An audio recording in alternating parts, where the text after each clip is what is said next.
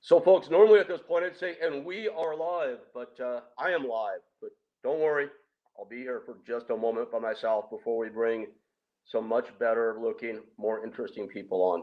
Uh, we're waiting on Boss Rutan right now. Boss, as some of you know, unfortunately had to fly to Holland. His father passed, and they made arrangements for the funeral and had the funeral this past weekend. He was planning on joining us, but there's air flights to contend with and time changes. So if our good friend can make it, I know that he will. Now, I know that one of my co-hosts is already on, and I may end up shooting myself in the foot on this other one. And if so, our great producer Rachel Sartoris has my blessing to virtually slap me if I mess this up. We, as you know, guys, we've had kind of a revolving door of co-hosts from the very beginning. It's been myself and my really good friends and always better friends, Boss Rutan and Butterbean. And we started the show with Sean Ray as our fourth man. Later moved to Flex Wheeler. And, you know, sometimes things in life, as we all know, don't always go the way we want them to. Imagine that. Sean and Flex will always be friends. Flex, as you know, you're all well aware, he's always in our prayers. He's fighting some very, very difficult battles, which brings us to this announcement that Rachel will virtually slap me for it. They're probably not queued up. Not her, me. I'm probably not queued up properly, but here goes. We have cast far and wide for a fourth permanent host, as much as anything could be permanent in this lifetime. And we talked to a lot of great people and have, you know, so many other prospects always out there ready to join us that we're really excited about. But for a whole bunch of different reasons, one guy just stands out from the pack and head and shoulders above the rest, and every other metaphor or euphemism I could try to come up with, but won't. So it is my extreme pleasure, I hope, to introduce to you no longer a guest star, but the fourth man. Well, we're all equal. He's shorter than the rest, but we're all equal. Our fourth man on the Talking Tough team, my co-host, Kasim Osgood. Hey, how we doing there?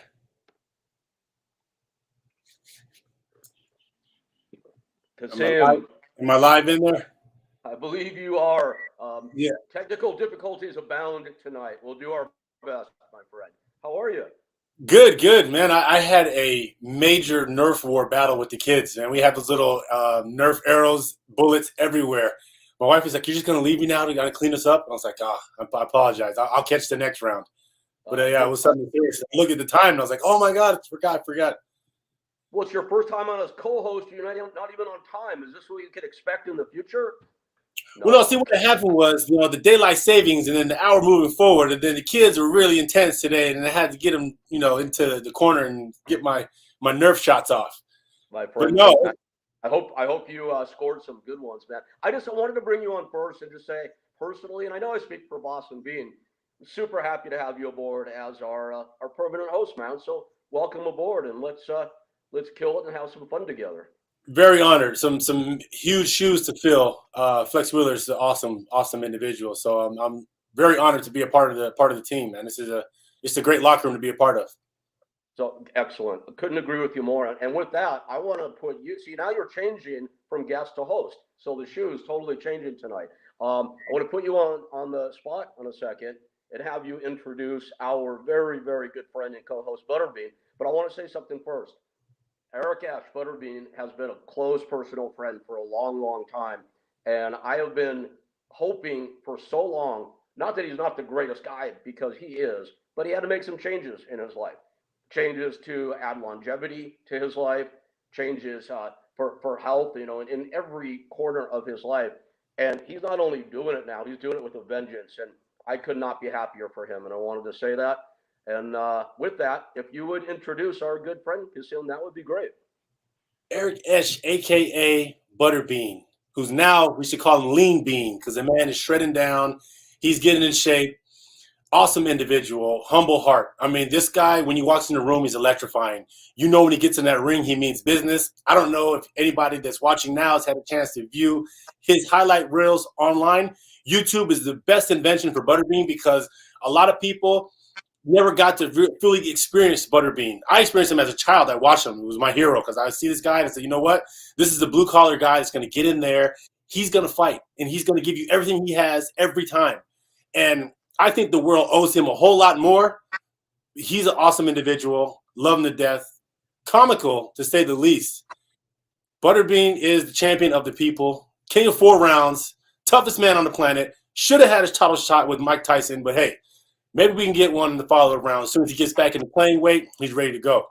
But ladies and gentlemen, without further ado, the Lean Mean Butterbean Machine. All right. Hey, thanks, Akeem. That was a great intro. I appreciate that. Yes, I'm sir. glad to be here. Good to see you. Good to see you, man. You're looking tough. Look at you. I know, right? My weight's dropped under. Probably I'm lighter than 90% of my fights right now that I ever fought. Wow. I bet that overhand right is still deadly. We'll have to see really soon. I plan on coming back and having one more fight. Ah. Jake Paul has been running his mouth about me and said some nasty stuff in a newspaper article I didn't care for. And so if he's willing to fight me, I'm willing to fight him. And 1 year from now, I'll be ready to do it. Okay, so walk us through that the acceptance of that fight. Is this something like you get a tingle, like a spidey sense, like I need to get this going? I'm going to fight somebody, and I'd love to fight him or Tyson. I mean, if Tyson can go out there and play with Roy Jones, he could come out and play with me. So that's that's 2 I've had my eyes on. Ken Shamrock wants me to come fight on this bare knuckle team. So wow.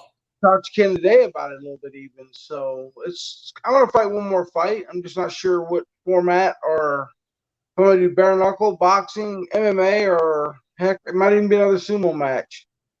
But it probably will be too late for sumo. Akibono.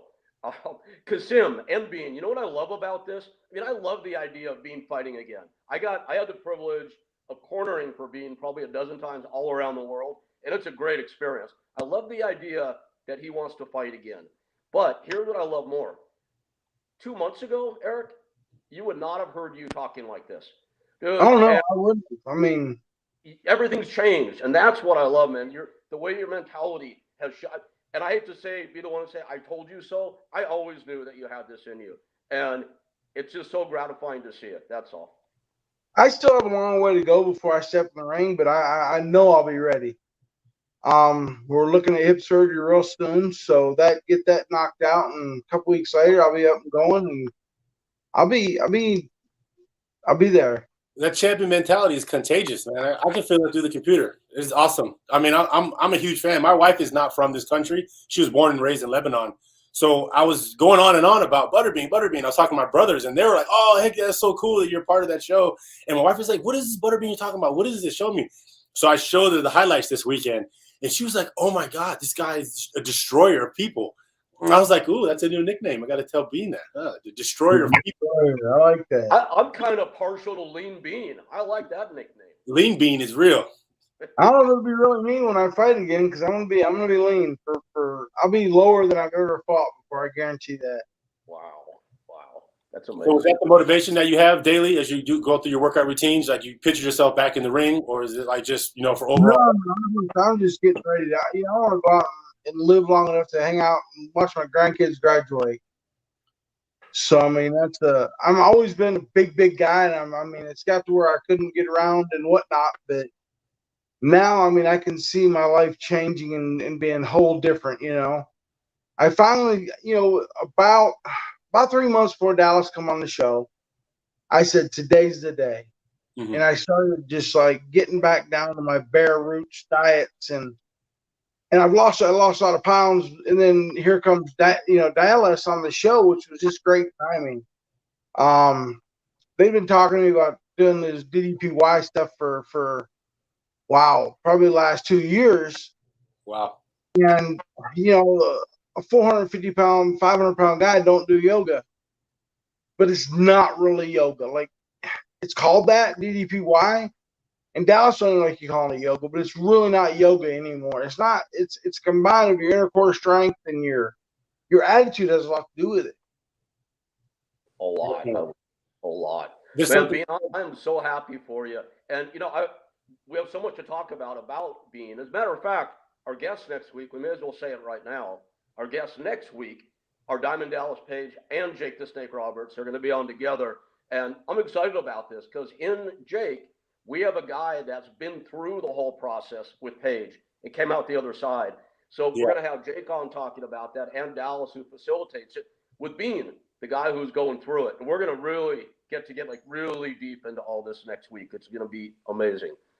I'll be honest, if it wasn't for Dallas, Jake wouldn't be here right now. Absolutely. And Jake is on a movie set in Baltimore, Maryland right now with Sergeant Slaughter and Rob Van Dam. So he's acting in movies. He's doing great. It's really cool stuff. Bean, Kasim, we have two great guests on tonight. And I'm excited to see this, Kasim, because in the intro of Bean, that one intro was better than any intro I've ever done before. So I could hardly wait to see you interview our guests. I might just shut up. You guys take the show. But I want to do a brief setup here. I know one of these gentlemen and Bean are very close. In the other case, Bean, I don't believe you've met Mike Bucci, aka Nova, Simon Dean. Kasim, I don't think you know either guy, which makes these shows interesting when we don't have the Blue New Order. the Blue I'm World. a little bit on it, man. Indeed. But here's what I want to say about them. Then I do want to leave this to you guys. The pro wrestling world is, legendary, well known for having maybe, what's the nice way I can say this? Not the most excellent people be part of it. We know the war stories. We've heard it all before a million times. These two guys we have on tonight, I keep saying these two guys, Al Snow and Mike Bucci. Mike is, I consider, one of my closest friends in the world, and just such a good guy. I don't know Al terribly well, but what I know of him and what I've heard of him throughout my entire career is exactly the way I look at Mike. These are two guys that have, been there and done that in the ring, and then also behind the scenes in the world of pro wrestling, mentoring people, guiding people, creating the next generation of superstars. They've done that and are doing that, and that was after they themselves were big stars in the ring. More importantly, back to the reference of maybe pro wrestling not always being peopled with the best people, these are two really good guys. So I'm excited to see the vibe on the show tonight. With that, and guys, I want to turn over to you after we get them on here. Our friends, very happy to welcome tonight, Al Snow and Mike Bucci. Hey. What's up, guys? Yeah. Hi, guys. How are you? Yeah, we made it. Al Snow. I remember watching Al Snow as a kid, man. This is amazing. A little kid. Me too. Yeah. I'm in my 40s, so I won't do you that bad. Yeah. Well, I've had some people in their 40s and in their late 40s tell me they've been watching me as a kid. So, yeah, I've been around that long. So, yeah, Al, I grew up in the territory days watching wrestling from the Olympic Auditorium. And yeah. My dad used to take me and my brother when we were 9 and 10. This is back like in 1968. And you were one of my favorites then, too. Yeah. It was good times back in the 60s. I loved coming out into Los Angeles in the Olympic and working with PL Blanco and John and Ray Stevens and John and Chris Tolis and all the boys. I loved it. There you go. Well, man, it's really good to see both of you guys. And Bean, I know you and Al are friends. Kasim, I know you're a fan and you're a student. I would say this, guys, dive in. If you have, I have a ton of questions, but I really do want to turn it over to you two. Kasim. Yeah, my main question would be, as you're watching wrestling now in its current stage, what has been the part that's been the most enjoyable for you to see, like the development of it? Well, I think for me, one of the things that I've seen that's the most enjoyable is its continued growth. You know what I mean? That it reaches a bigger and broader audience. And you guys, I know Bean and Rick and Mike and yourself, Kasim, you will relate to this. I think one of the biggest joys is seeing that the boys in the locker room, the locker room enjoys getting paid more, and getting more benefits from, going out there and doing what they do and sacrificing themselves physically. They can make more money these days. The platforms are bigger. They reach more of an audience. And as a result, the opportunities to be able to profit from those platforms are ever increasing. So, that's probably the biggest thing that makes me the happiest Very to true. witness. I think Jake Paul would have somebody running for his money. If you were the same age as Jake Paul, I think you'd be a bigger box office draw with the way that we have media and streaming. I think that fight would bring so much attention to the world of fights. I mean, if you go online and look up Jake Paul versus Butterbean, there is so much you talking about it as it is right now. It's crazy. Yeah. You got heat. He's over.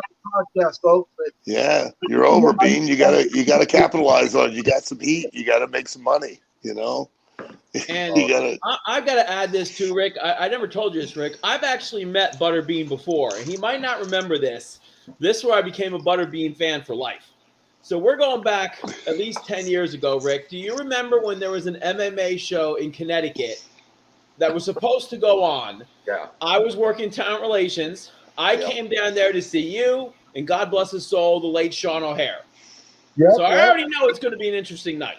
So I'm very inconspicuous because in talent relations, if something goes wrong, I really don't want anybody to know that I was there. So sure enough, in classic promoter fashion, the show does not go on. The villagers basically have their pitchforks and torches looking for the promoter who owns the money. Somehow at 1 a.m., I wound up. Which wasn't me, by the way. No, it wasn't you, but I wound up in a hotel room with Rick, Sean, a bunch of MMA guys, and Bean, who was the voice of reason amongst all these human beings who wanted to get this guy and kill him. But Eric was so colloquial in his speaking that I actually said to you, Rick, afterwards, hey, I don't know him well, but if I ever get a felony and have to go to court, I want Butterbean to represent me. That's how he was so level-headed and so such a businessman. And Sean was the opposite. Sean wanted us to go find a human being and kill them and take their money. And Butterbean's like, well, we can't do that, guys. And I just remember sitting and looking around saying, how did I get here? Like, this can't be real. So that's how I first met Bean. I did quite well. Yeah. Speaking of that, how did I get here? It's one thing, how did I get here? Outside of that one, that you can remember, like through the vastness of your career, what was one of those highlights that you're like, oh wow, that one, that's the one that would be on my deathbed. They're gonna talk about it. For me, when I did a skit with Stone Cold Steve Austin on Monday Night Raw, I was Simon Dean at the time, and I was selling the patented Simon system that I had, and I was in the ring. We did 9 minutes unscripted against who I considered to be one of the best talkers ever in Steve, and I sold him the products off the cuff. He hit me with a stunner. The crowd went nuts. It was, for me, it was like one of the few points in my career where I looked around and said, wow, man, I made it. Like from a kid with no hook in the business, no in, from watching pay-per-views on my mom and dad's floor at their house in Keyport, New Jersey, to be in the ring with Stone Cold Steve Austin. And a dude who was like 5'10", 200 pounds could do that. It showed anybody on earth that, if you roll the dice, sometimes it's going to come up 7, man. You get it. So I thought at first you were talking about the show. I think it was in Connecticut. I think you were there, Rick. The doctors come back and said, out of all the athletes here, Butterbean's in the best shape out of any of y'all. I mean, it was like all these blood pressures through the roof and everything. The doctor said, and Butterbean's like the only healthy one here. You know what? I do remember that, and it's like so ironic. If you think about who was in that room, I mean, like as Mike was telling, Sean O'Hare, who's a specimen. Although Sean, and I love Sean to death. You guys know that. Sean was high as a kite the whole time we're there, so. It's not surprised he didn't pass the drug test. Mark Kerr was there. Mark Kerr was there. I think Randleman was there too. and Bob South. And Yep, yep. Yeah. we had the room, and Bean was the voice of reason. You're right. Yeah, and they called. You passed the physical. You were one of the few guys that are actually going to let fight. You're right. I remember that. It's amazing, amazing. So, Nova. By the way, guys, Mike. Mike is Mike Buchi, of course, known in WWE as Simon Dean. But to me, he'll always be Nova. I can't help Yeah, it. you'll always be Nova. Yeah. Nova. Right. So you hear that. You hear the name Nova. You know who I'm referring to. I wanted to tell real quickly the story of how we met and how I became a Nova fan. And, my brain is old and addled, so I'll probably get something wrong here. But the best of my recollection, we're back at the aforementioned Olympic Auditorium. My company at the time, UPW, was hot. ECW was in town in LA, I think maybe for the first time ever. And I got passes for myself and a bunch of my guys. And we're backstage hanging out. Everyone was being really nice to us and really polite. You guys apparently were on the lookout for Rob Black and XPW. And we're not going to treat them very well if they showed up. Let's not get into that. I remember that. And this guy comes running, and I have to also say this disclaimer, and I hate to say it, it's blasphemous. I never was a real student of the game, other than being a huge fan in the territory I grew up in and reading about like Bruno in the magazines and whatnot. So this guy comes like running up to me. It's like, hey, Rick, I want to say it's nice to meet you. I've seen your shows, the Discovery documentary. And I'm like, that guy's really cool. Who is that? They're like, oh, that's Supernova. And I didn't know because you didn't have your gimmick on. No. And I'm like, that guy's really cool. And I just, it always stuck with me. And then about 5-6 months later, UPW was on fire.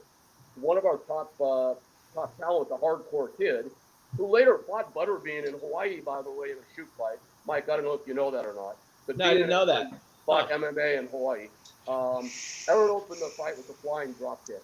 That's another story for another day. So, in any case, we had the opportunity to pick a new tag team partner for the Hardcore Kid. And I said, of anybody that's out there right now who might potentially be available, who would you be interested in? He said, Nova. That's what he came up with. So I was able to find your number, call you. We had a great conversation based on our one meeting. You came out, saw it immediately that you and the Hardcore Kid were not a good fit for each other. That's not on either of you, but you matched perfectly with Frankie Kazarian. You guys became Evolution, our best tag team ever. And then in my mind, one of my best friendships ever in the business was born with you. You was always so amazing to be around, and I wanted to pay tribute to that here. Thank you, RB. I mean, that's exactly how it happened. I couldn't believe I met you at the Olympic. I knew all your history, went right up because I was a student of the game. And then our friendship over the years. If you were like, you just called me about a week or so ago and you said, Nova, I need help with something. I might be in Louisville. I might not. Can you help me, buddy?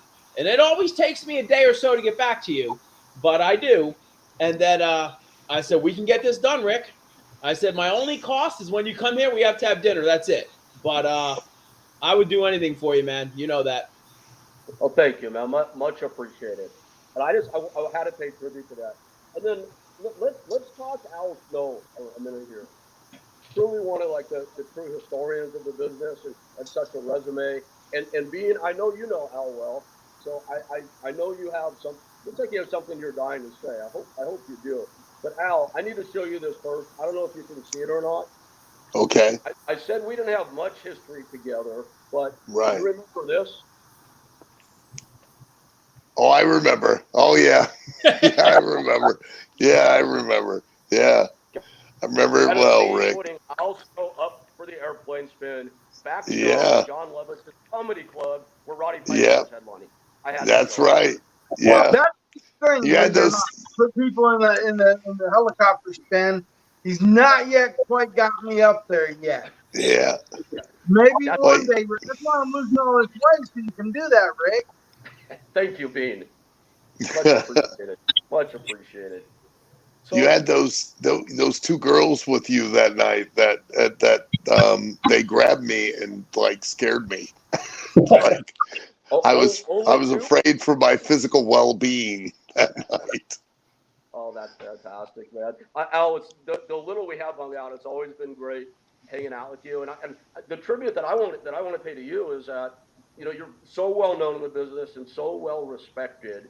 And, you know, a lot of people would say with respect, the term old school, you hear that a lot. And Sure. that's a good thing in our business. And I when you think and I so. first met, I knew you were from that Louisville area, or spent a lot of time there, where another gentleman who has not been very nice to me is the guy there, or was the guy. And I won't name names, Jim Cornette. Uh, but Al, like when we met him, like this guy's probably not going to be very nice. And it's like you were always the nicest, most gracious, most professional guy. And I just wanted to say that I appreciate that. Well, thank you. I really appreciate that. I have always, within wrestling, but also within life, I've tried to treat people the way that I want to be treated. You know what I mean? I mean, it's a very simple approach, but I really want to try to make people feel the way that I wish that people would make me feel, and address people in that manner. So, it's the old golden rule, treat people the way you wish to be treated. So that's all. Nothing big, nothing fancy. Al's got the arms out ready to give a clothesline already. I'm looking at like, this man's still working out like he's about to go in the ring. Well, I'm still working out, but I'm not ready to go back in the ring. Unlike Butterbean, who's losing weight and wants to fight somebody. Yeah. I don't want to fight anybody. I don't want to fight my way out of a paper bag. So, What was the most memorable fight? What's that? The most memorable fight that you had? Kasim, so many people ask me that, and First wife. yeah, maybe probably my second, actually. Your second one for sure. Probably the second one. Yeah, that'd probably be the most memorable. I guess I can help rephrase it by saying, what was the fight that you look back and say that was a pivotal moment in my career that actually catapulted me further down in my your successful path? It's the hardest question, and I'm sure for like yourself, or even for like Mike or Butterbean, to me, it's the hardest question to answer. And the reason it is if you truly love, like, I gotta be honest, like I am so in love, and this will be a testimony to how messed up I am, but I am so in love with being a professional wrestler. And every time I have gotten in the ring, honestly, whether there's 10 people there, or there are 10,000, or there are 100,000 people, like the magic in that moment, like when you're in there, Kasim, Mike, Butterbean, you guys get it. Like when you're in there, you don't care how many people are in the ring, with you in the building. What you care about is you're in that moment, and you feel that energy, and you feel that's the place you feel most alive. Am I not right? I mean, 100%. Yeah, and to ask somebody, like if I were to ask, either one of you, any of you, Mike or Kasim or Butterbean, if I were to ask you, name one time, but every time you walk out there, like it's the thing you want to do. I mean, I can't describe that to a person who's never done it, to live it, to experience it, to feel it, and then you're asking me to, out of 40 years, pick one moment. I'm sorry. I just can't. I mean, I got a better question for you. My question is I think better. Yeah. What's the one match that you didn't really go the way you wanted, that you would love to redo that match over? Oh, jeez. Dog That's a lot kennel. easier question to answer because there's one that sticks out that, man, I just wish I screwed that match. Yeah, Like, I'll tell what you. was some match? I mean, everybody's had a fight or a match like that. I know they have. Heck, I'll tell you. football fight or I'll tell something. you. Everybody's got that moment. I'll tell you. I got a bunch of those. I got a Got bunch. more than I can count. But there was one moment at a Royal Rumble. I don't know the year because I can't keep track of those things anymore. Can't keep track of years or time or anything. But yeah, but there was a Royal Rumble. It was in Madison Square Garden, and I was in the ring, and they played the Rock's music, and I'd already done an angle with the Rock, and you know what I mean, and like I'm sitting there waiting on him, and as he comes in, he's sliding under the rope, and I can hear him say something under his breath, and I think that he's telling me to back off so he can do something with somebody else. And what do? Like an idiot, I back off. I stand there with my dick in my hand, and I don't go after him. And I, even though when I hear his music, I'm like standing there like, let's go. And then he slides in. I just let him slide right past me, and I let him go to somebody else. And that's probably the biggest regret that I have, is that, knowing what I know now, that if I'd have known then, I'd have just went ahead and done what I needed to do, and I didn't. And that's the biggest regret that I have in the business, is that, I screwed up that moment. Because, in any, in your guys's, in Mike and Rick, and will attest to the same thing. We work towards moments. We work towards, literally 3 to 30 seconds of a moment. You know what I mean? You work towards that moment. That's what sells the house.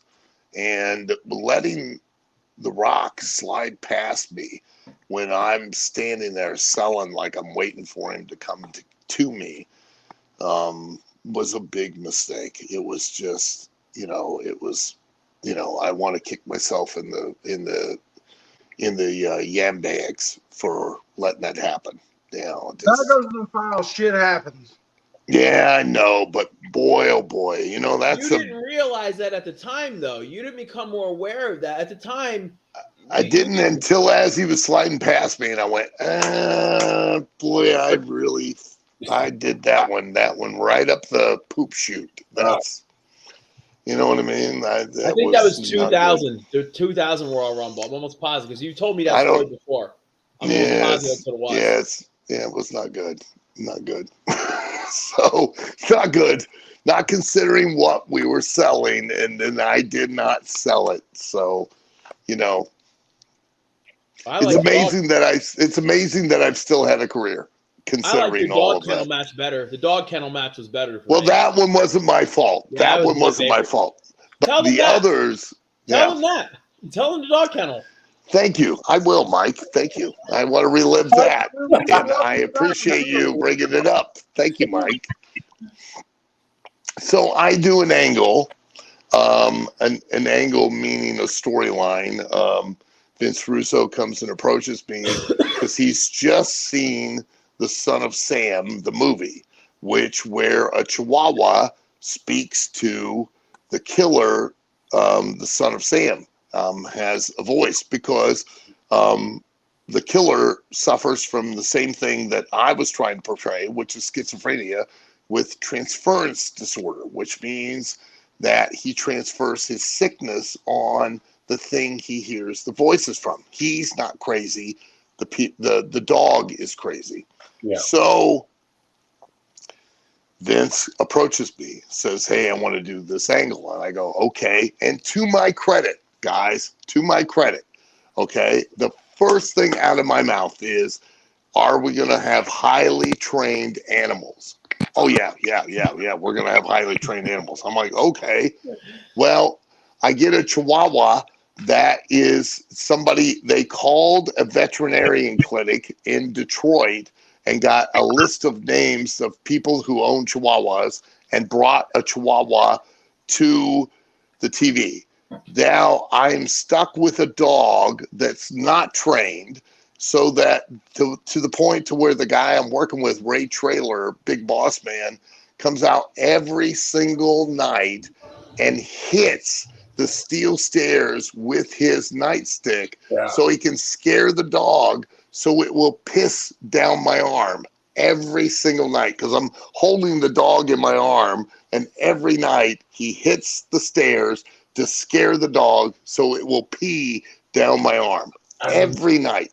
I remember. So, yeah, it was awesome. Great. So the whole point was to build a story around the fact that Boss Man kidnapped my dog and then forced me to eat it, which was an actual, just so you guys are aware, this was taken from an actual story from an old wrestler by the name of Mr. Fuji, who had a neighbor who had an annoying barking dog that Mr. Fuji actually legitimately hated.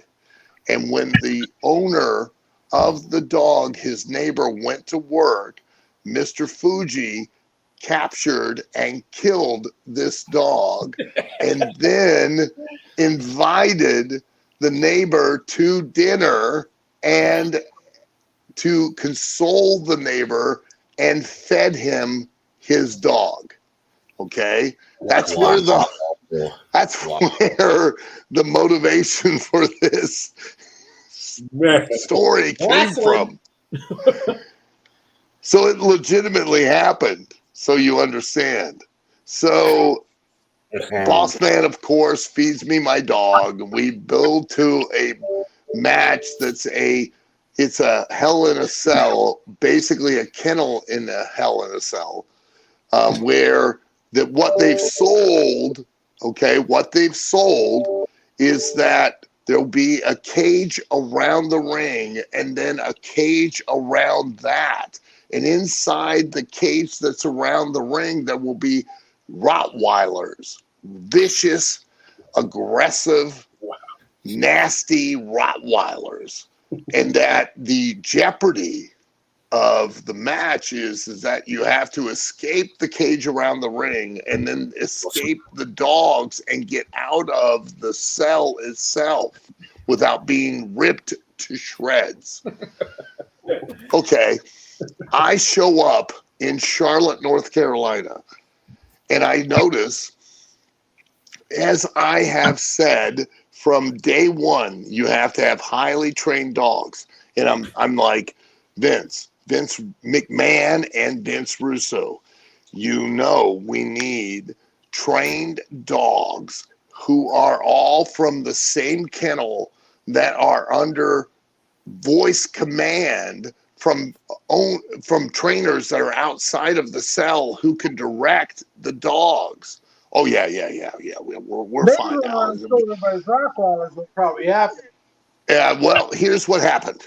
I showed up in Charlotte and I noticed that there were 11 different dogs with 11 different owners. Wow. And the reason why there was because WWE, a multi-billion-dollar company, waited until the day of the show to call a veterinarian clinic in Charlotte, North Carolina, to get names of owners of Rottweilers. Mm-hmm. So when I went around and interviewed all of the owners of Rottweilers, only one of the dogs had some obedience training, no actual attack training.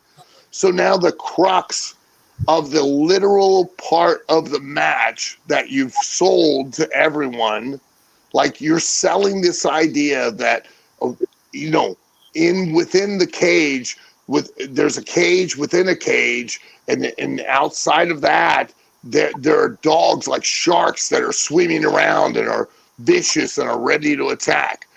And what happened was we couldn't even show the dogs on TV because they were urinating, defecating, and fornicating to the point to where the owners had to exchange names and numbers for puppy rights in the back. They were literally hammering each other out there in front of each other with the owners who were still on leashes with their dogs on collars. And I'm like, we can't do anything with this. What are we doing with this?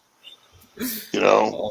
Oh my God. Al, I have so many, I don't interrupt. I have to interject a couple of things. I just have so many things about this. The first, is the first second you said Vince Russo, I knew this wasn't going to end well. That was the but it wasn't Vince Russo's fault. It wasn't. I mean, if you think of the most ridiculous, like they had like Undertaker and Kane had a, burn yourself alive match or whatever, where they had, flames around the ring. And, think of the ridiculous shit that we come up with as far as gimmicks, as far as matches are concerned, to add gravity and consequence to the win or loss. It was not the dogs, and listen, even in porn, not to work with children or dogs because they're going to upstage you. I mean, you realize you'll get arrested. Yeah, hello. But they were a multinational, multi-billion-dollar company that literally treated it like everyone does. Oh, it's just wrestling. And they didn't take the steps to produce it the proper way. And you have the crux of the match, that literally the basis of the entire story, built around animals that are not trained animals. I mean, what a shock. It became a joke, Lucky Peter didn't come after you. For eating the chihuahua, dude. I mean, like, Peter would be all over that now. They did. They actually did. During the actual televised part of the story, PETA did actually come after WWE and come after me for the story and for the you're teaching people to be cruel to animals. Like literally, like, come on, let's be honest. Like, you honestly think that somebody who has never done anything to an animal watched what I did on TV and went, you know what? I've had a bad day, and walked outside and kicked a cat or kicked a dog. I mean, it's just ridiculous. It's just absurd. You're worried about people running out and grabbing chihuahuas and eating them for dinner. and Al, that's the biggest comment I had. I'm really upset that Mr. Fuji ate a dog. And well, he fed it to his neighbor. So I don't know if Fuji ever ate the dog, but I know he did feed it to his neighbor. So he still has heat with me, regardless. Yeah, well, that is, Al, I'm not like terribly surprised to hear this. When I had UPW in my territory back in the day, and Nova, you probably around for some of these incidents, I would get in WWE or WWF at the time was in town for a couple of shots. I get these last minute calls from either JR or Pritchard or Briscoe, and they'd be like, "Hey, we need an old couple to play Ma and Pa Dudley, and we're gonna they got to take the finisher, the off the shoulder deal through the table from Bubba Ray, and they want old overweight people to play their parents, right? So I found like a couple of workers, if you want to even call them that, who had their last match like 30 years ago. And I'm explaining this to Bruce or Jerry, like, they'll be fine. The old lady, of course, went off in an ambulance. You know how that goes. And and then they called me, I think it was Bruce, needed in like the year 2000, when you would think wrestling bears would be a thing of the past, they suddenly needed a wrestling bear. So I found them a bear, and they asked me, do you think this bear is trained? I'm like, I really can't say. And they said, that's all right. It'll be fine. So, yeah. man. Oh, these I guys. was gonna That's wrestle the bear on a show called Man versus Beef. PETA put a stop to it because I was gonna hurt the bear. They said. shit. Let Wow. me tell you something. Butterbean, let me tell you something. You're an amazing. Honestly, you're an incredible. But the one thing I'll guarantee you, you would not hurt that bear. I promise you. You know why I know? I wrestled a bear. And it was the worst experience of my life. I'm telling you. I have never dealt with anything like that. I'd wrestle you before, and I would never wrestle you, but I would wrestle you before I would wrestle another bear. I'm telling you, it was. The bear, like 3 years later, ended up killing the trainer's brother. Oh yeah. It Wow. was crazy. Yeah, you know why? You know why? Because it's a bear. It's a bear. Bear. You should have had a bear kennel match instead of the dog kennel. It would have been a lot more exciting. Yeah, it would have. Yeah. People stepped in and kicked my ass. I didn't want to do it. But I mean, I played around with it for like a week prior, just to become friends with it. The bear loved Twinkies. I bought a Twinkie. Oh yeah. Yeah, but you're not going to become friends with it because it's a bear and it's going to kill you. Yeah, Trust me. I saw a special on TV. The lady was she had this pet python, and the python would lay next to her in bed every day and like stretch itself out next to her. Because she was sizing her up to eat her. It's a wild animal. You're not going to tame it. Never. Animal Planet had a show, and I don't even remember the title, but it should have been Guess What Happens? It eats you.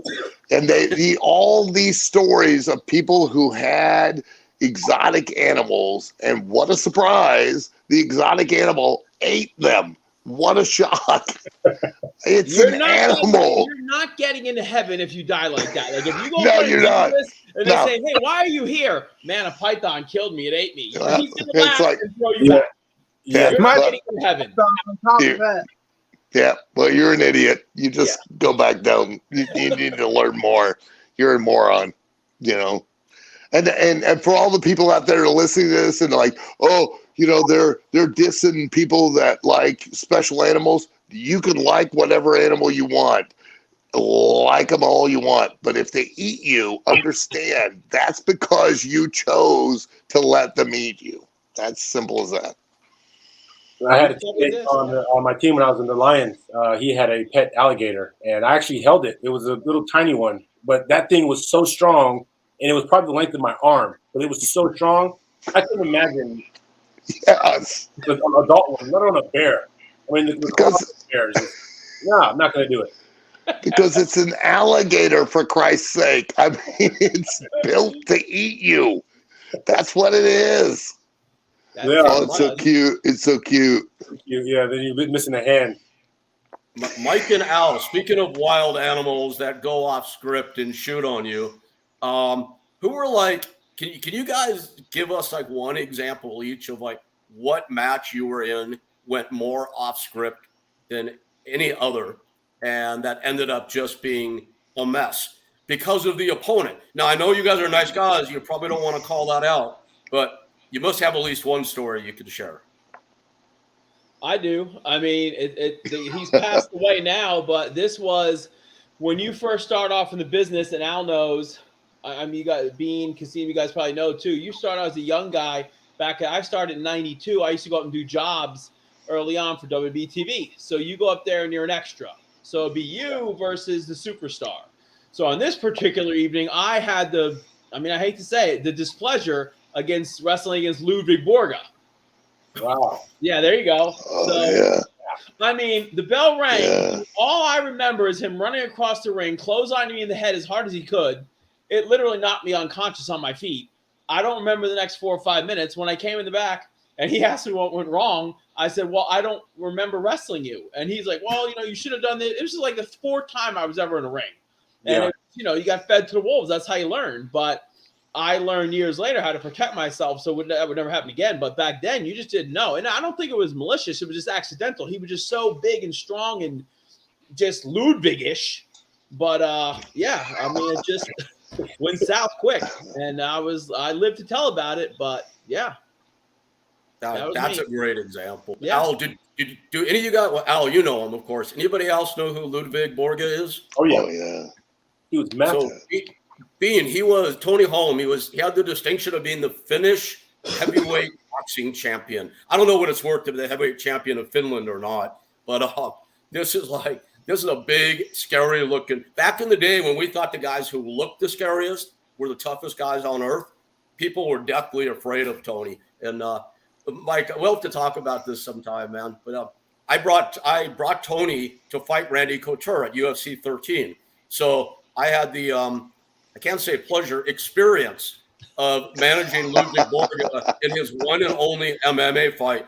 And that's a story for another time. But oh my God, he's a maniac. It's all right. I can say it if you don't want to. He passed away years ago. I mean, it sucks to say it, but I mean, it was just, I remember he had the SS tattoos on him, and he was just like a scary, he was in Die Hard. He was a villain in that. And he was just like a cosmic figure, man. You're like, holy God. I mean, I just look back, and in my ECW days too, nobody ever shot on me, but some of the recklessness a little bit every now and then, you were worse for wear. We learned how to protect ourselves from that. But yeah, the Ludwig thing was for me. That was, thank God it was early on. But after that, I don't think, I mean, almost everybody I've probably had several thousand matches, and they were always pretty, safe for the most part. Do you work one-on-one with New Jack? No, we were always both baby faces. But here's the thing, like, his violence was controlled violence, believe it or not. It was. I mean, it was reckless to a degree. He was safe with the weapon shots. He never, I mean, he actually could wrestle too. That was the big rib. Like, people didn't know that. But we'd be in the ring working out for the show, and he'd be in there throwing an arm drag, a hip toss, just screwing around. That's not what people paid to see, though, when they saw him. So, but his violence was controlled. He wasn't, I mean, he was a lunatic. Don't get me wrong. I mean, him and I, we're not going to drive in the car together and listen to the Van Halen. This business is a little off anyhow. But he was what you saw was what you get. But I mean, ECW was a perfect place for him to survive and thrive. But Al and I sat around many nights looking at the entire locker room, the landscape, wondering, A, how did we fit in there? And B, like, wondering who was going to kill somebody next, or shoot him, or stab him, or just, it was insanity. I always liked the guy. I thought he was the coolest guy, but I just had to ask if you'd had any kind of running. So I have a question. Go ahead. Sorry. I have a question for Al. And this is really funny. I do want to ask that same question, but you met our producer, Rachel, and pro wrestling is like all new to Rachel. She's learning about it. She just texted me her first pro wrestling question ever. And this is killing me. She is dying to know how Head came to be. How Head came to be. This is our producer, Rachel. This is great. Sure. And we're talking about the one you carried around. Yeah. I always carry Head around because they don't have any arms or legs, so they can't get anywhere without me. So, which is great because they can't leave me. At the time that Head came to be, I was in WWF, and I was very frustrated. Had a bad attitude, which was totally because I had the wrong outlook, quite honestly. And I tried to quit WWF at that time because I knew that if I stayed where I was, that I would always be where I was. And I knew that I had to go somewhere else to reinvent myself and within the wrestling business get over,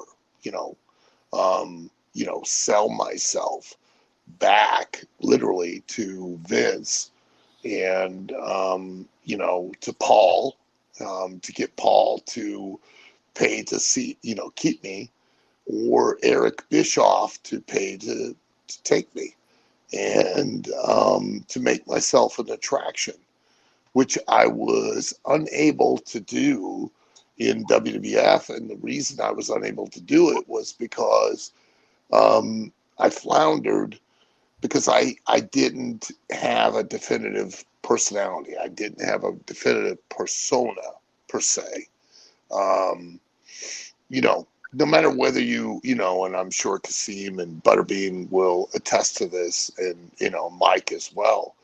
And that is that people don't pay to see what you can do. They pay to see who you are and why you're doing it. And I was taught that, when I first broke in, and I kind of lost touch with that. And, when I came to WWF, they, tried a couple things, a couple different characters, which characters never work. They just because it's character, people can tell it's not who you really are. And I had a bad attitude because I pointed the finger at everyone else other than the person that really mattered, which was the one person I could control, which was me. And I tried to quit, and they rolled over my contract. And unbeknownst to me, Paul was working with Vince, Paul Heyman. And, I went to Chris Candido. God bless Chris Candido. I mean, what an incredible, unrecognized, unappreciated talent. And what an incredible human being Chris Candido was. I mean, he just, when you were on a show or you were on anything, and if Chris showed up, you were like, this is going to be great. It's going to be great. And I'm sure you guys know a guy like that the minute he walks in the room, you're like, it's going to be awesome. We're going to have fun. It's going to be, no matter what it is, it could be a complete shit show. You know what I mean? But the minute this one guy walks in, it is what it is, And Chris went to Paul, and Paul went to Bruce Pritchard, who was involved with talent relations at the time. And they put me on loan. They didn't let me off the contract, but they put me on loan to ECW. And, Paul had no plans for me. He had no intentions for me. He did this as a favor to Chris. And I knew I had to do something and create something that got over. And, I tried different ways to show that I'd had a nervous breakdown, that I had a mental break. And the reason I did that was because I had done some things in WWF with the character that I'd had there.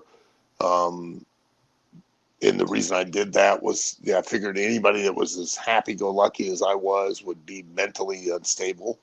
And I figured, with the ECW crowd, they had followed me throughout my career, because at this point in time, I'd been in business probably 15, 16 years, and I figured they would know anybody had been doing that long, they'd have some frustration. So I was trying to show that I had finally mentally snapped. And I tried a bunch of different things, and they never quite got over, never quite connected. And I read a book on abnormal psychology, where I had a case study. There was a case study in there about a woman who had schizophrenia, and she had what they call transference disorder, meaning the inanimate objects that she heard the voices from, she assumed were crazy, not her.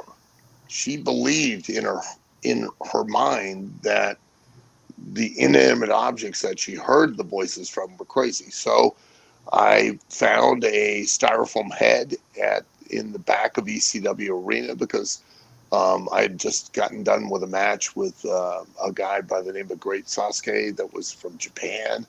And the Japanese photographers were taking pictures, and I found a white styrofoam head, had a bunch of paint on it, because the old ECW Arena, half of the arena they used to make the Mummers Day parade floats in Philadelphia. And I found that head, and I thought, you know what, I'm going to carry this to the ring. I'm going to talk to it. treat it as if it's a real person and act like it's crazy, not me. And for a long time, Paul used to come up to me and he would say, "Oh, I hate your manager. I hate your manager. I hate your manager," you know, but he never told me not to do it. And that's the one thing, like everybody's like, "Oh, the genius of Paul Heyman." The genius of Paul Heyman is that Paul Heyman allowed the talent to be the talent. And I think Mike can attest to this, is that he allowed you to be who you were and to develop and create who you were and to allow it to connect with the audience. And over time, because it was who I really was, you know, I really spoke through the head. I voiced all of my sarcastic comments and quite honestly condescending, you know, comments I did through the head. And as a result, you know, the audience knew it was real. And what I tell everyone all the time, and you know, not, and I'm sure Kasim and I'm sure Butterbean, you can attest to this. Mike, I'm sure you can attest to this as well. If people can believe in who you are, then they'll believe in anything you do. And I'm a prime example of that. To this day, and I've made an enormous amount of money, but based on one thing, people believing that I could knock another human being unconscious with a plastic head, and I can't. I mean, I can't even knock a toddler out, and I've tried. I mean, you know, they fall down on the floor and they cry, and their parents, it gets weird because their parents are like, "Oh, I'm gonna call the cops," and you're like, look, your kids should fucking sell. You know what I mean? Put it over. But he's rolling around on the floor. He's not acting like he's unconscious. He's crying. You know what? Put it over, guys. Come on, sell. And they're like, "I'm gonna call the cops." And you're like, "Well, you should call the cops on your kid because your kid's not putting over the gimmick." Yeah, you can't do this. Tommy Rich got blood for the head, and your kid will get right back up and run to you. I mean, come on. Smarten your kid up. Tell him to do the job. Jesus Christ. There's You know? in wrestling that people often overlook. There's hidden genius, and I've always been an admirer of the storylines, the angles, the work that goes into the build-up, how you build up from week to week. And I always had this question: how do you go from being one of the beginner guys, like you're one of the opening matches, to now you're getting in there and your name is there and your storylines, you're getting more creative control of your storyline? How does that shift happen? Where, like, for football, a guy gets injured, then the backup goes in and you do well. Now you're the starter. But how does it work for wrestling? Well, I would it would say work. that it's the crowd and the fans who are going to determine who gets to that point. Like the people in the back, Alta was Paul, Vince, whoever, they can have the best plans in the world. And I'll use us as a case study. When I was running around as a superhero with Raven and Meanie and Stevie doing our thing as misfits, but the minute we put our heads together and decided, hey, we're going to imitate the NWO, we created the BWO, the Blue World Order, we went from an opening act to a group in less than a month who had the best-selling T-shirt, not in ECW, in professional wrestling. Where here we are 25 years later, we were featured in the Retromania video game that came out last year. Now, Al's part of the new one's coming out, Wrestling Metaverse. That's going to be out later on this year. The BWO is featured in that. So it was just a weird lightning in a bottle that we caught. The crowd went bananas for it, and it couldn't be held back. They had to run with it. So it's, you know, we probably could have done a couple things differently to take it more serious, but I mean, it had a limited shelf life, but we ran for it all we could. But the fans are the ones who are going to determine who's going to jump out. That's true. That's true. But even with, you know, and I think even in your realm with Kasim and Butterbean, I think you guys will agree that once you walk through the curtain, in you know, for Mike and I, okay, the only thing, quite honestly, the only thing that's fake about professional wrestling is that we know who's going to win before we walk out to the ring, okay? But your job is the same as ours. in the sense that when you walk through that curtain, not only is your job to win, which obviously it is, okay, but it's also, you can win every fight. Okay, there are plenty of fighters who win every fight, but can you draw money with them? Yeah. You can't. You know what I mean? If I book a fight with Butterbean and you, Kasim, what am I selling? I'm not selling whether or not either one of you can win. I'm selling who you are, and I'm selling, okay, that who they are could ultimately be the thing that motivates somebody to want to pay to see it. You know what I mean? Because that's what people pay to see. Yeah. They pay to see who, you know, who the two of you are. They don't pay to see, oh, he's a really good boxer. Well, big deal. I don't give two shits about that, because I can't relate to the technicalities, to the performance, but I can relate to, hey, I like Butterbean. I kind of relate to him, or I like Kasim. He's cool. He's hip. He's, you know what I mean? And Yeah. I want to see Kasim beat Butterbean. Well, I want to see Butterbean beat Kasim. That the who is what sells, not Yeah. I not think what. that's why my career went so well, because I put butts in the seats. They wanted to watch me do what I did. Your story is amazing. That's why I mean, like, That's what sells. yeah, That's what sells. Yeah, And you would know when the crowd was there to see Butterbean. It's like I got to stand in Japan with him. There were 70,000 people indoors, and before he even lifted his hands up to get in fighting stance, the audience would just go nuts on the entrance because he's this affable guy everyone relates to and loves. You could not sure, be more right, Al. 100%.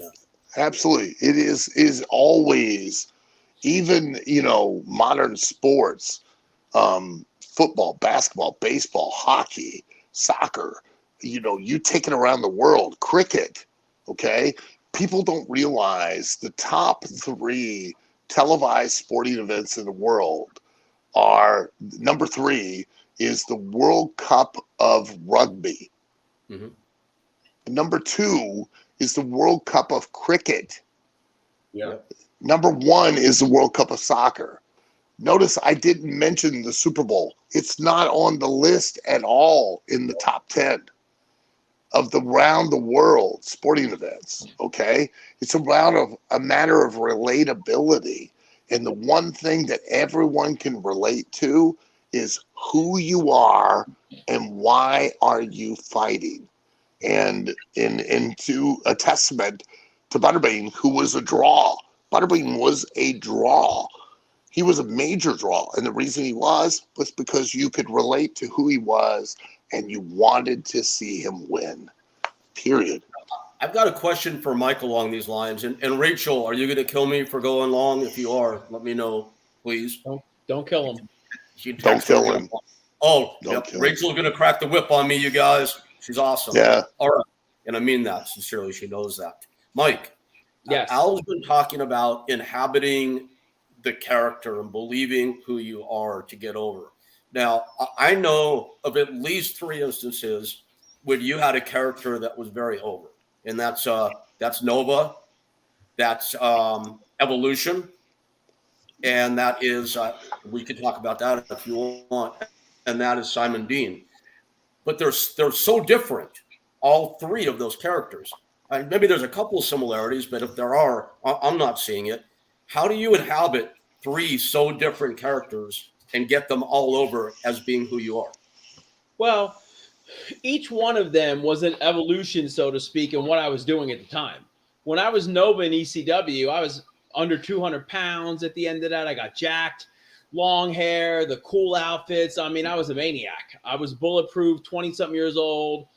I didn't care how many times a week I was fighting. You could do whatever it called for, I was going to do it. And then I got a lot smarter. I go out to California. I team up with Frankie. I understood the business a little bit more on what was needed, what we were trying to accomplish, the look, the marketability. The matches became more secondary, even though I loved them. But I started to understand the business side of it more, the bigger glamour to it. And then when I furthered the training through OVW, through Rip Rogers, all the guys down here, and I started to really learn. Of all the characters I ever had, Simon Dean is the truest of who I am in real life. Like anybody who knows me knows that Simon Dean, I just threw a purple jumpsuit on. It was like talking to me right here.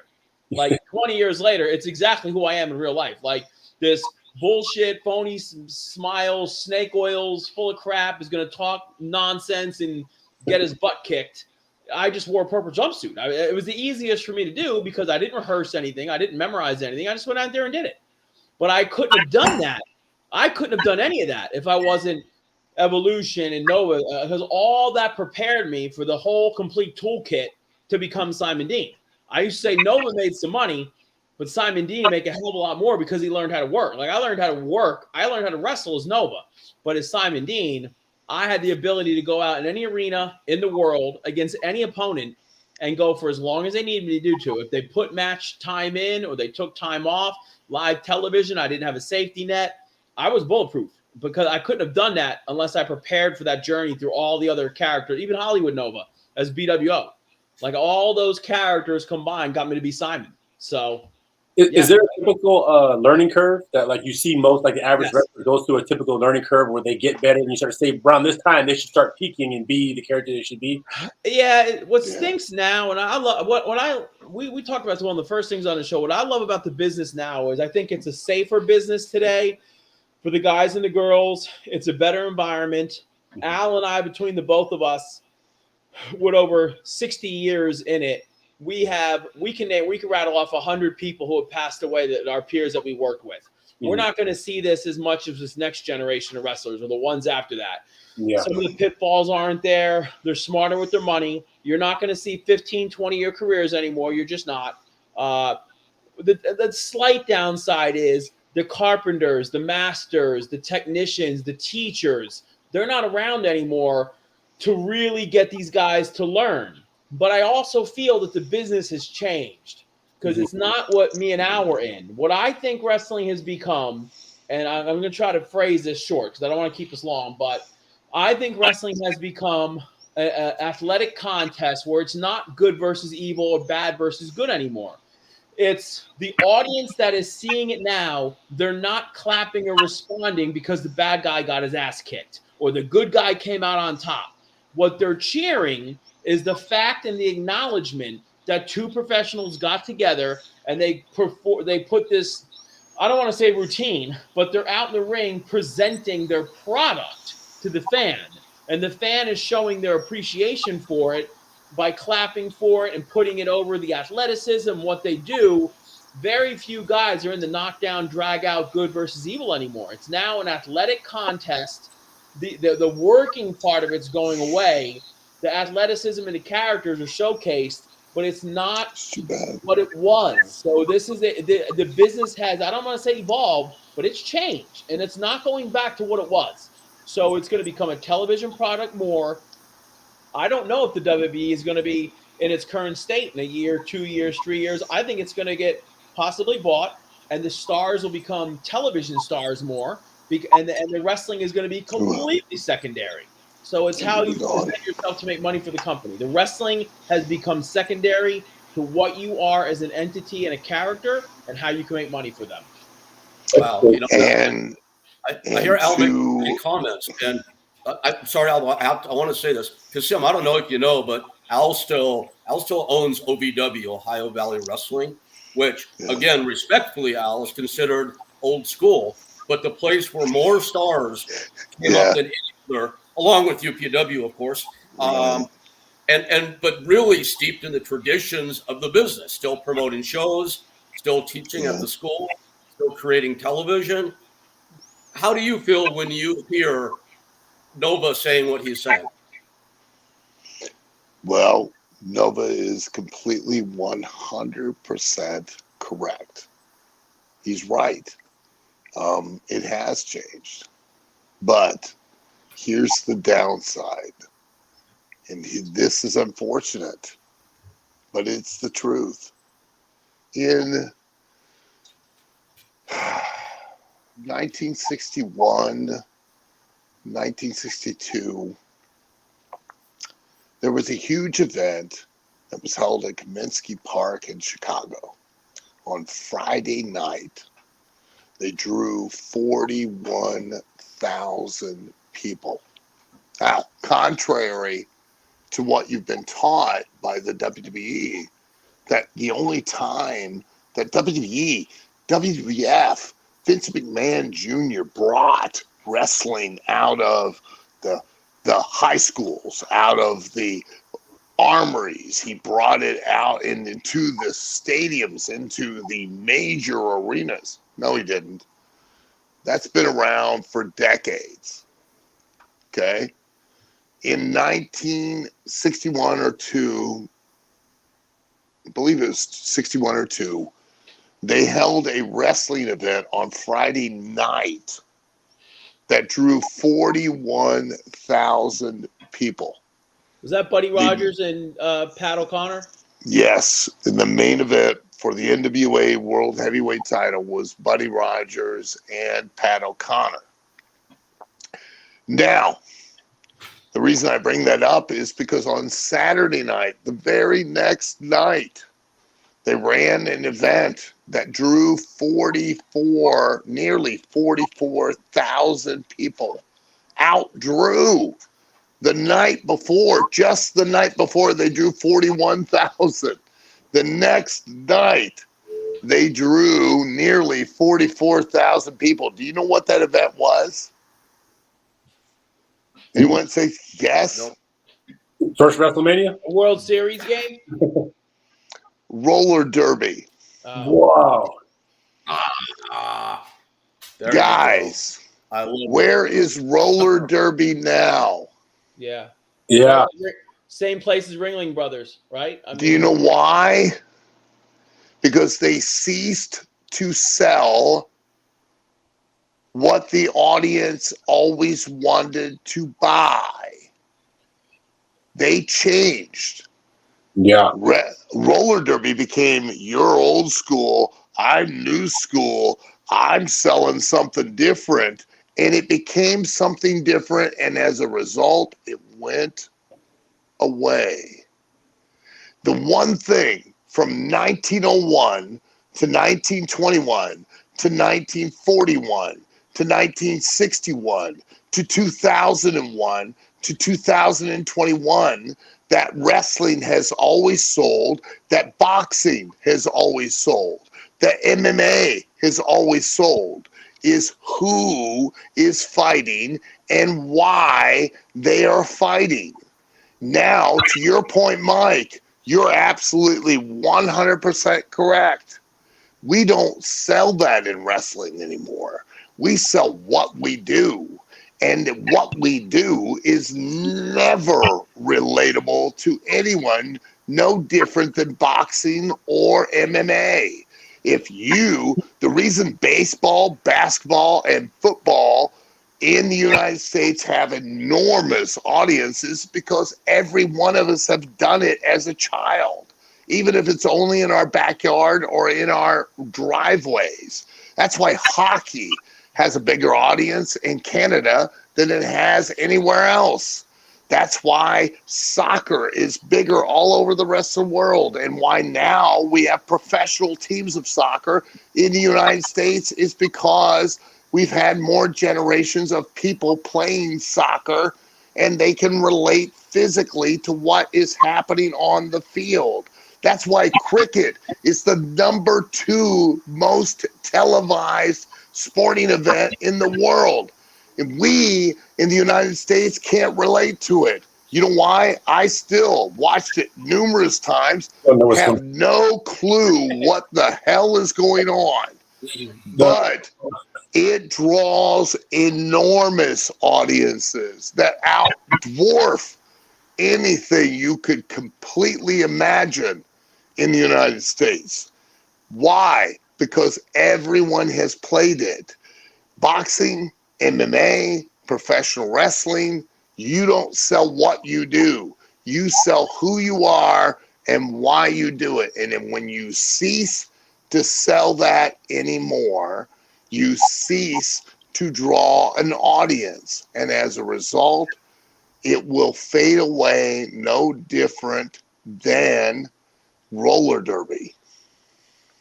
That's very true. A lot of the technicians got phased out, and it became more about the just different parts of it. I used to love wrestling because when a guy got in there, his specialty, his skills were this and that. And he was fighting this guy because he was mad because this guy said that, and the storylines were so key. I followed the storylines of these guys, and you explain to people, you got to watch this show. What are you watching that for? Oh, man, because this dude did this and that, and he said this and said that. There you go. Back and forth. And the last match, he beat him here, and then he came out and hit him with a chair, and then he came out. Now his mom hates him too. I mean, it was a huge story that you follow, almost like reading a great book. You get sucked into it, and you want to just finish it. Yep, that's right. Yeah. And we as performers in wrestling. Diamond Dallas Page didn't come over here and kick my ass. Oh, that's right. You are in a camp, so to speak. Pretty much. Oh, and listen, Butterbean, I'll tell you right now, and I recommend to everyone, legitimately, honestly, I recommend to everyone that they do DDP yoga, because without a question, I recommend this to my own mother to do DDP yoga, because